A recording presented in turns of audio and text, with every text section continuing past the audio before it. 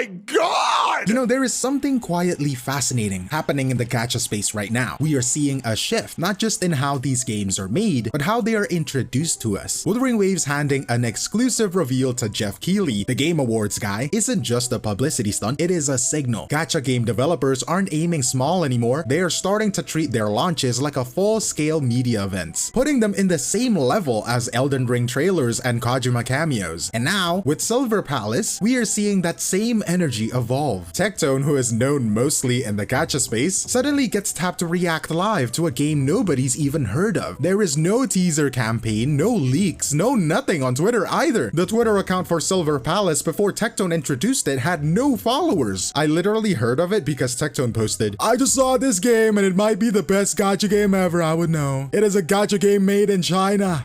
It sounds chaotic, but it is actually one of the smartest launches I've seen in this genre. Tectone isn't a passive ambassador, he is the entry point. For a lot of us, he is probably the reason we even knew SilverPalace existed. That is not random. Developers are finally starting to understand how attention works in this space. You don't need months of slow drip marketing when you can drop one well-timed gameplay bomb through the right content creator or celebrity. And based on the traction this got on Twitter and Reddit, it is working. People are curious, not just for the new gacha curiosity, right? But actual hype built off of impressions, not just ads. Which brings me to the game itself. Because let's talk about what we actually saw. There is no leaks, no closed beta signups, no data miners scrambling for Chinese APKs, just a cold drop gameplay footage. It is up on IGN, it is up on their YouTube channel, and the reactions flying around on social media, and a live stream unfolding in real time. And weirdly, it didn't feel cheap. It didn't feel like we are rushing this out to get clicks, because visually, SilverPalace looks incredible. Not incredible for a gacha game, it is just incredible. The lighting, the world density, the way environments react when you move through them, none of it screams mobile first. It looks like something you would see at the end of a PlayStation showcase, which means, hey, good luck for mobile players out there, you're gonna need it. I mean, sure, right? Some of that is presentation. Cinematic camera work can make anything look good. In a right angle, Tectone's bald head would shine. But even when you strip away the editing, the core aesthetic feels deliberate. This wasn't a rushed vertical slice, it is a fully realized visual identity, and it has actual texture. And the weird part is, nobody saw this coming. Not even the usual, like, information gatherers had a clue. In a genre where information is literally king, that is kind of interesting. I mean, it sets a tone. When your first impression is, wait, why does this look like a console RPG? You have already broken the ceiling most gacha games are stuck under. And that shift, that is where the conversation really starts. The moment gameplay starts rolling, it is clear that this isn't another open field with grass and maybe a boar type of gacha world. The city feels dense, like actually lived in. You've got trees that drop leaves when you fly through them. Did I mention that you could fly? We're gonna talk about that later. The buildings that aren't just backdrop filler, and the alleyways that look like someone could actually inhabit them. There is a kind of environmental intentionality here that you rarely see in this genre. Not just, hey, this looks pretty, but it feels like this space was meant to be explored. And then there's this mounting system, which, let's be honest, could have easily been a gimmick, but it's not. You've got this sleek, ice-themed horse with customizable parts. And yeah, sure, it looks cool, but more importantly, it actually changes how you move through the world, because you can drift, you can fly, and there is no stamina meter choking the fun out of it. Like when you look through the gameplay here, right, there is no stamina bar. That one detail alone puts it leagues about what other gacha game is doing right now. It is the kind of traversal design we usually expect in a full-price JRPG or a Western open world game. It is not a common thing in free-to-play games with banners and a gacha system under the hood, and it keeps going. There is rail grinding, rooftop movement, you can grab a cat with some weird cosmic telekinesis. It all just works. None of it feels like padding out the demo. It is baked into the way the game wants you to interact with its world. Even combat leans into that same momentum. There is a parry system that is multi-directional, which already gives it more nuance than most turn-based or cooldown heavy systems we see nowadays. You've got this sort of spidey sense visual cue when the enemies are about to attack you, and if you react right, you get rewarded with these ultra clean counters. Add in the flashy finishers that don't break the flow and instead toss you right back into the exploration. Yeah, that is the kind of loop that can keep people hooked without needing to grind dailies just to feel like they're progressing. Now, mechanically, the game is leaning into some interesting choices. It runs a 4-character party system, more in line with Genshin than something like Wuthering Waves, and you can see that the switch-ins feel a little bit slower by comparison. It is not really a deal breaker. Wuthering Waves kind of ruined every other game's swap speed for me anyway, so the bar is a little bit skewed. But what SilverPalace SilverPalace brings instead of versatility, characters aren't locked into one weapon type, and you can see it. In the video, you see a sword user just casually pulling out a gun mid-combo like it's a normal fight, and that kind of flexibility, it opens the door for experimentation, like build variety, maybe even role hybrids if the devs decide to lead into that. It is also worth mentioning the stealth mechanics, which I did not expect. Most gacha games treat stealth like a tutorial segment that never shows up again, and here, you are sneaking around, taking out enemies from behind, even interrogating them Arkham style. One scene literally looks like Batman is shaking down a grunt for intel, except it's anime, and you're doing it in a futuristic city instead of Gotham. And yeah, it is very obviously inspired, but it works. And more importantly, it feels like part of a broader design philosophy. This isn't just another gacha with a cool combat, it is a game that wants to play with genre conventions and mix systems that normally never get to exist in mobile-first titles. One thing that doesn't get talked about enough, especially in the gacha games, is sound. Not just the music, but the full sensory design. In SilverPalace, it is clear that the audio team didn't just clock in to fill space. The music has actual range. You've got the soft, laid-back cafe ambience when you're in the quieter areas, and then when the boss fight hits, it doesn't just swap tracks, it builds up to something intense that starts blaring the moment one 𝗖cie𝗽𝗆𝗆𝗵𝘁 sneezed on you. It escalates, it gives tension. Like the game understands pacing, not just visually, but sonically too. And then there's the voice acting, which is shockingly good. I have been burned enough times by awkward English dubs in the space that I usually go in with low expectations. But here, there is nuance. The characters sound like real people. Intonation, timing, even delivery during action scenes. It all lands without veering into uncanny territory. No weird localization energy. No meme tier delivery. No blandness. Just solid, believable performances. The world doesn't just look full, it sounds full. And that kind of layering is usually reserved for games with 5 times the budget. It is kind of weird to say this out loud, but SilverPalace plays like a game that actually respects your time, which in gacha is almost unheard of. First of all, like I said, there is no stamina during traversal. You don't get 10 seconds of sprint before your character has to pant and recover like they just finished a marathon. You can explore at your pace. Ride a horse to the old town road, drift with it, you can fly with it, and then you can rail grind through the city. It is smooth, it is fast, it is fun. What is refreshing is that these movement options don't feel like a way to gatekeep content. They're just there as tools. You don't need to wait 5 minutes to climb a hill. It is the kind of open-ended freedom most gacha games pretend to offer, but rarely deliver. It looks like the enemy AI also deserves a shout out. They don't just stand around waiting to get comboed into next week. They attack, they push back, and yeah, sometimes they even win maybe with my kind of skill, which is kind of a miracle considering how many gacha enemies go down in 2 hits just to make your DPS feel good. But the best part, it doesn't just feel like a button masher. The stealth mechanics give you options. You want to sneak in and neutralize a guard instead of rushing it loud, you can go for it. There is a feedback system too, like that spider sense yellow pulse thing, right? Giving you a proper heads up to parry or reposition. It is smart design. It rewards you for paying attention, not just animation canceling your way through. So yeah, it is not reinventing the wheel, but it is definitely giving players more control and more respect than what we have come to expect from the genre. But with that being said, this game is not perfect yet, because for one, it is clearly not optimized. Even in the polished footage, you can catch the frame drops and micro stutters when too much is happening on the screen. There is visual lag during the traversal, lighting inconsistencies. It is kind of a small thing, but enough to remind you that this isn't release ready. And assuming that this is the best case recording setup, right? The developers are using their PCs, that says a lot. Party switching is also kind of janky, especially if you're coming straight from Wuthering Waves, where the swaps feel like buttery smooth and immediate. Here, there is a noticeable delay, which is pretty outdated in the big 2025. It is okay once or twice, but it breaks the flow. It is not a deal breaker, but it might wear thin fast. And the biggest wild card is the monetization. We have zero information on how the gacha actually works. You know, what are the rates, the pity, the progression bottlenecks? None of that's been revealed, and we have all seen what happens when a promising game gets kneecapped by an exploitative economy. They announced EOS 3 months in.